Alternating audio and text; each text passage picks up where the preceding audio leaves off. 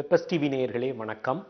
சிறிய மாற்றம் பெரிய வெற்றி என்ற நிகழ்ச்சியில் நம்முடைய அன்றாட வாழ்க்கையில் நடத்தை எவ்வளவு முக்கியம், நம்முடைய நடத்தை எந்த அளவுக்கு நமக்கு மதிப்பையும் மரியாதையும் தேடித்தரும் அப்படிங்கிறத இன்றைக்கு பார்க்க போகிறோம்.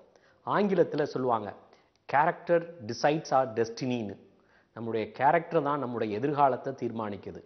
இப்போ கேரக்டர் அந்த அளவுக்கு முக்கியம். இப்போ இந்த கேரக்டரில் ஒரு முக்கியமான அம்சம் என்ன அப்படின்னா நம்முடைய நடத்தை. நம்முடைய இமேஜ் இந்த சமுதாயத்தில் எப்படி இருக்குன்னா நம்முடைய நடத்தையை வச்சு தான் இருக்குது.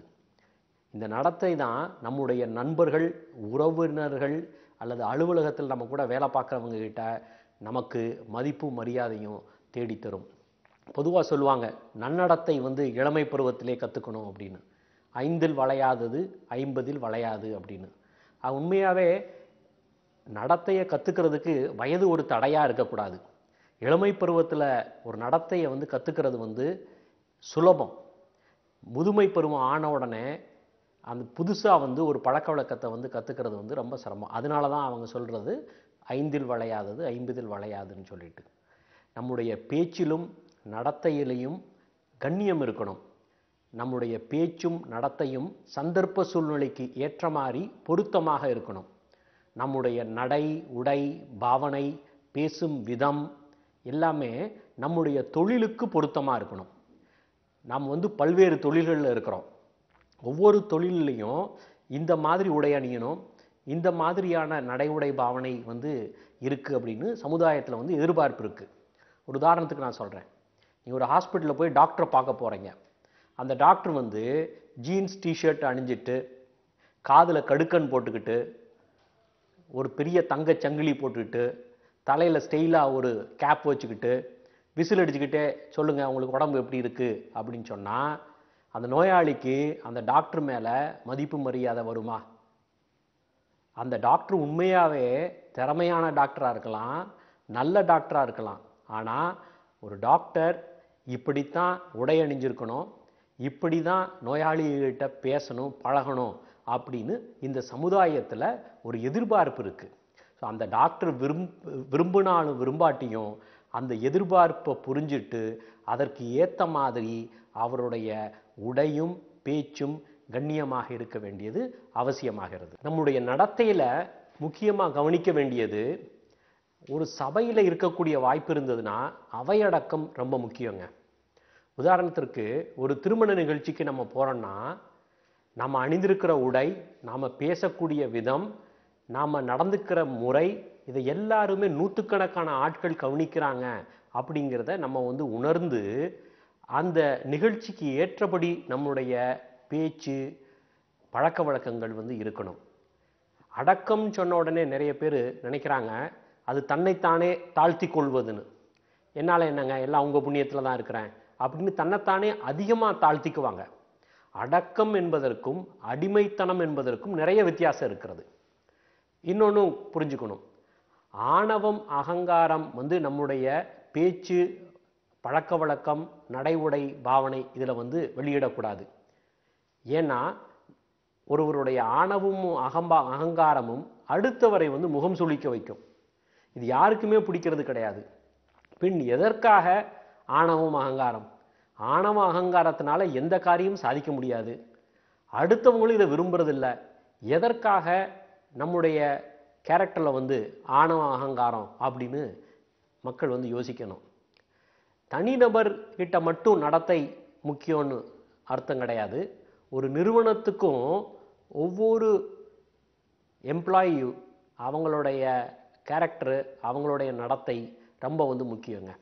உதாரணத்திற்கு வாடிக்கையாளர்களுடைய நேரடி தொடர்பு உள்ள டிபார்ட்மெண்ட்டில் இருக்கிற ஆட்கள் பணிவா, கனிவா, நளினமாக கஸ்டமர்ஸ்கிட்ட பேசக்கூடிய விதத்தில் அவர்களுக்கு பயிற்சி கொடுக்கறது அவசியங்க. அவர்களுடைய நடவடிக்கை கஸ்டமரை கவரும் விதத்தில் இருக்கணுமே தவிர அவர்களுக்கு எரிச்சல் ஊட்டும் விதத்தில் இருக்கக்கூடாது.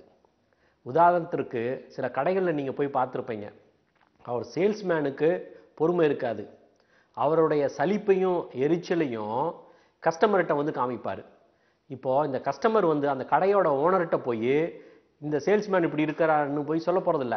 ஆனால் அதை கஸ்டமர் ஒரு 100 பேர்கிட்டையாவது சொல்லுவார், இந்த கடையில் வந்து சரியாக வந்து கவனிக்க மாட்டாங்கப்பா அப்படின்னு.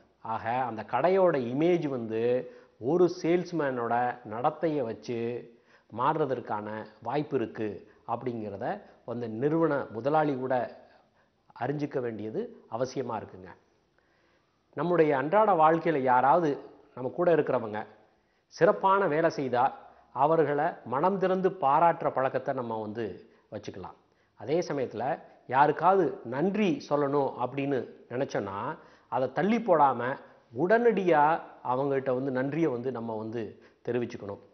நேரடியாக போய் நன்றி சொல்ல முடியலனாலும் குறைந்தபட்சம் செல்ஃபோனில் ஒரு எஸ்எம்எஸ் மூலமாவது நம்முடைய நன்றியை வந்து அவர்களுக்கு வந்து தெரிவிச்சுக்கணும். சிலர் வந்து அடுத்தவங்களை காக்க வைக்கிறத வந்து பெருமையாக நினைக்கிறாங்க.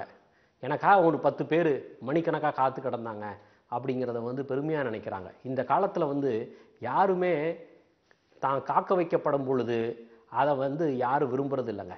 எல்லாருக்குமே நேரம் வந்து ரொம்ப முக்கியம். அதனால் யாரையும் வந்து காக்க வைக்கிற பழக்கத்தை வந்து நாம் வந்து தவிர்த்திடணும்.